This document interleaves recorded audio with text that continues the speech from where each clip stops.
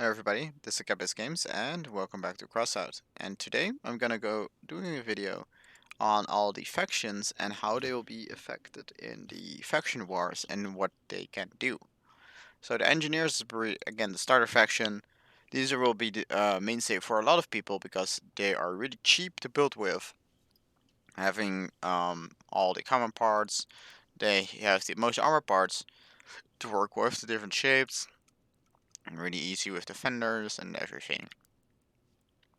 Their most high power items would be the Porcupine, Scorpion, and Firebug, of course, but the relics, nobody has money for relics, so we're mostly going to be ignoring those. And I really do not expect people to come by with those, because if they can afford those, they can afford having a good, proper build in any of the other factions. And you really aren't going to be making a very pretty build with Porcupines in this meta setup here. So you have the Avenger Cannon, which gonna be allowing you to you can carry two of these pretty easily,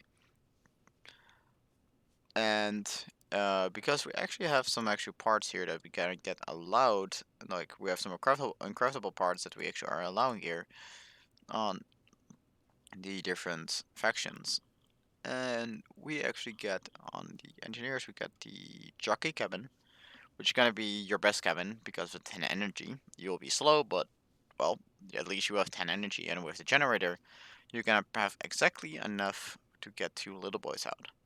Otherwise, again, you would have to be taking a Repair, Spitfire, or the Luparas, Avengers, or Shorts. That said, we also have access to the Gun Mount wheel and the Stallion wheel. So we do have some better wheel upgrades here if we actually are a little bit further in to like pretty much max out that build. But at that point, why will you not go for one of these factions? So we're gonna go over to the Loonatics now.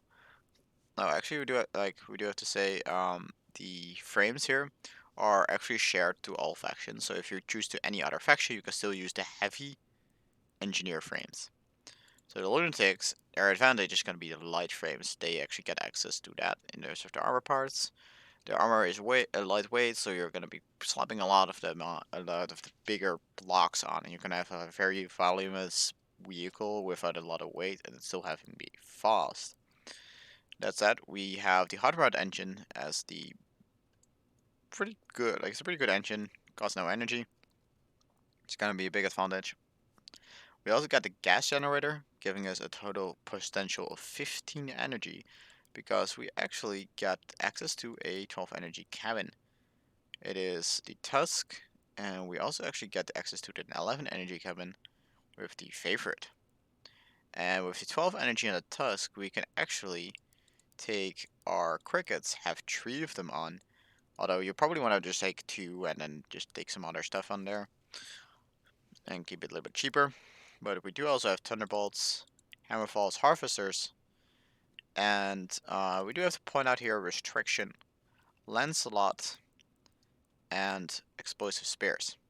You can either you can have up to 2 of either of them higher builds. So you can have one explosive spear, 2 explosive spears, 1 lance, 2 lances, or a lance and a spear.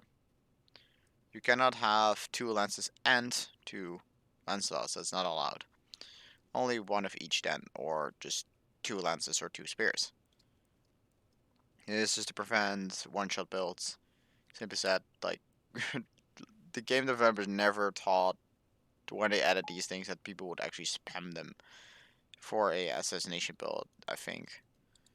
We also got goblins if you want to make a goblin wall, but again, you're looking at making at least a little bit of an art build, so it's kind of not gonna be the prettiest then, probably. And of course, for the little bit of the cheaper people, you do get the AT Wasp, which is a pretty good part for all as a weapon.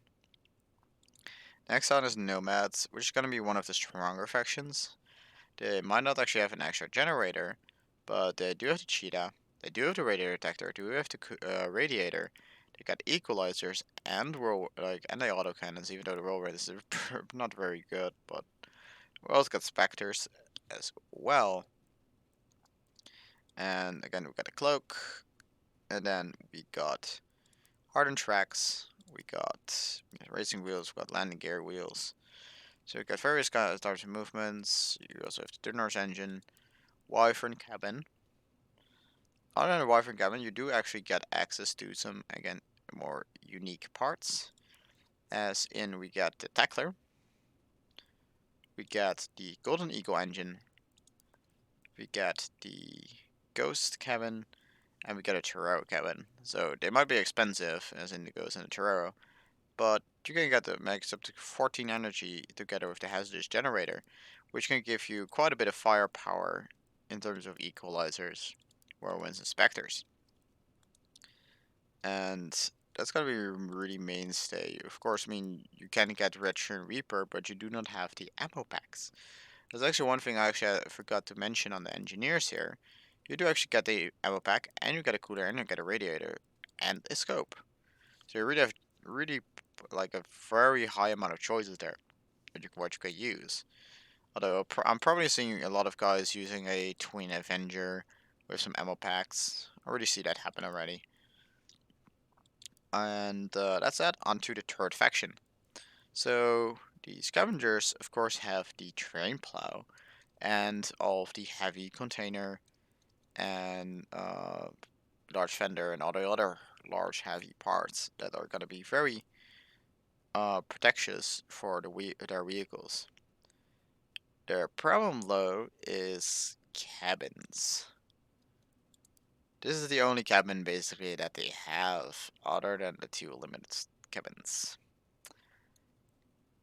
You guys are not going to be very happy with the trucker. With the trucker, all you can take is 2 executioners really, or 2 impulses. If you want any of the more powerful weapons, like the Fat Man, you're gonna have to get either the bear or the icebox. Icebox is probably gonna be the one that most of you guys choose, because together with the extra 2 energy from either the heavy generator or hazardous generator, because you can actually use these 3 rare generators across any faction.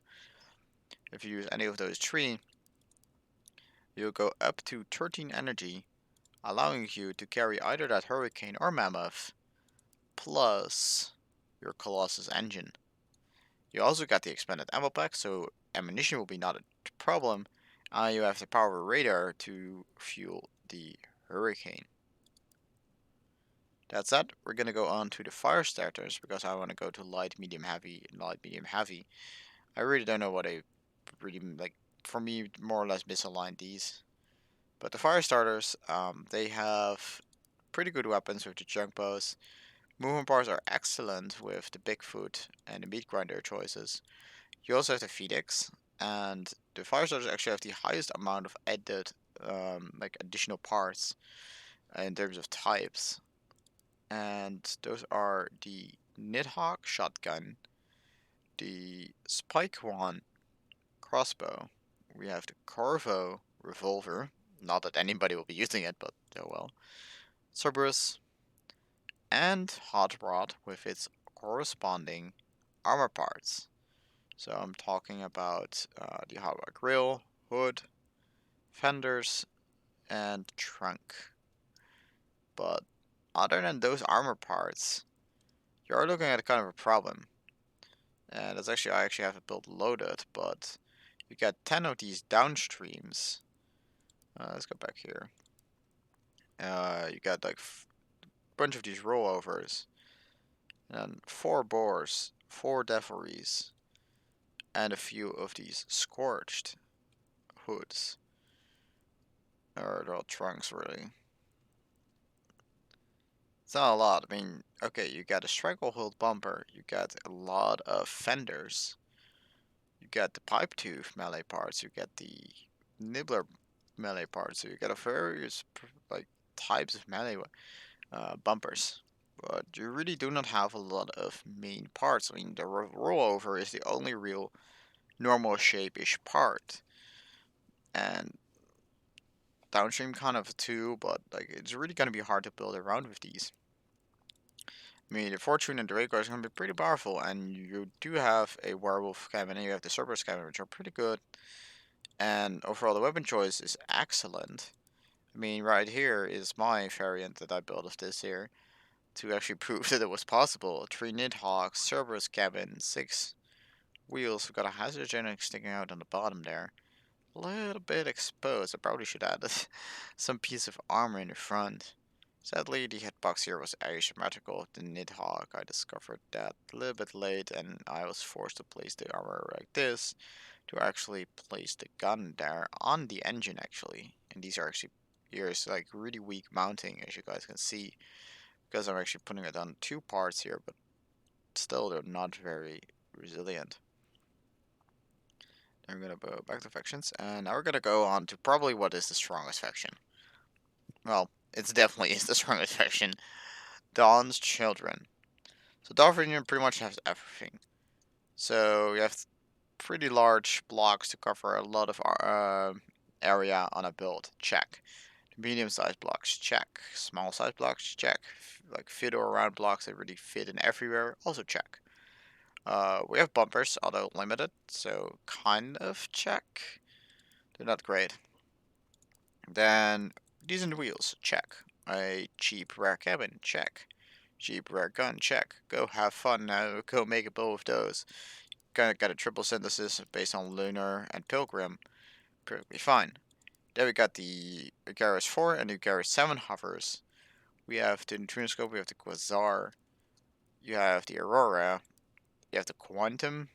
Especially is going to be a very, very strong cabin to be using on this faction. And then, of course, we have the Aegis Prime. And we also have access to the Helios. So if the Prometheus wasn't bad enough, you're also going to be seeing Helios on these builds. And to make it all a little bit going a bit overboard, it's going to be the Apollo 4. That said, even though they will be pretty strong in combat, it's going to be really hard to actually make a vehicle pretty with all of these parts, because a hover overall is just really easily is just like less pretty. Like this is just a mess, really. It's not a pretty vehicle. This is getting better, but still it's not great looking. And this is also not really that great. Like this is already looking, this really looks way better. And okay, this one, never mind. Just never mind. Also, this also is not really that good looking, but the Phobos is actually pretty actually, I think. And next to the after that, that would be the Saturn, but oh wow, they actually put Aegis in there.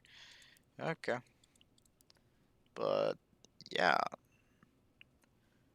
they will be really strong, but I don't think they will actually be winning the giveaway. Like the people that actually have the things that are going to be there. It's also really going to be competitive and not much else.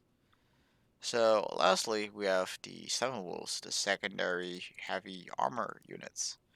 So again, you have a lot of heavy armor that has a real lot of build options, from the small parts, various types, to medium and large, and also like again various medium-sized parts. You got the Jawbreaker, which is overall good cabin. ABC wheels are not expensive. The mech legs are going to be really cool to use. Humpback. Well, downside is you don't really have a good generator. You can only use reduced hazards or heavy to get +2, so up to 13 energy. And okay, that is enough to carry 2 tsunamis, but you can only really carry 1 Mandrake. Or 2, or you can also carry 2 cyclones, but it will be 10 energy and you will not have any support modules for it. So again, it really won't be the greatest gun. You're probably going to be looking at a twin tsunami spider on this here. But you also have to realize you do not have an engine. You don't really have any support modules. I mean, you do get some extra other stuff. You on this faction we have the carapace cabin. We have the stab spider cabin. You get access to the Goliath tracks. And then we also have Piercer, Fidget, and Imp. machine guns. And lastly, we will be having the Kapkan mine layer. These are all things that are going to be pretty useful, but like you will not be able to mount the Kapkan because you only have 13 energy to work with, meaning that if you want to mount it, you actually will have to cut one of the two tsunamis. So that's what actually I will actually expect like actually sorry guys, actually I goofed up there a little bit. You can mount the Kapkan if you go for the Step Spider, which is 14 energy, just enough. I actually just realized that. Wait, so like, wait, you actually can make it. But I don't think I'll be going for a spider. I actually made a little bit of a vehicle. Modification on what I have here is this derpy little thing. And it's definitely gotta be a cool like thing to try out how much different it'll be behaving from my beloved behemoth that can get wedged so easily and always falls over or whatever. Actually dies pretty damn easily because it's not properly protecting the cabin. But yeah, there's got to be a lot of different things going on here. Here's like a lunatic example for me. We also got the scavengers right here. I'll definitely be enjoying this one because it is such a heavy build. And it really just screams scavengers.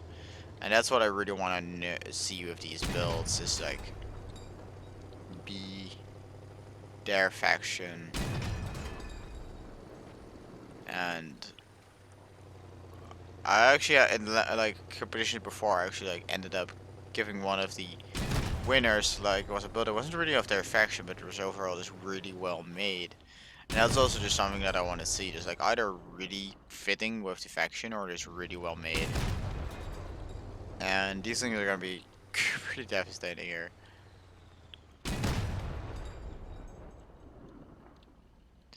And yeah, it's gonna really be interesting to see which builds you will come up with. I've been saying that quite a few times, but I just really, really want to see what you guys are gonna be making. With that said, that's all I have for today. Hope you guys enjoyed, and I'll see you guys all Saturday with the live stream. Bye bye.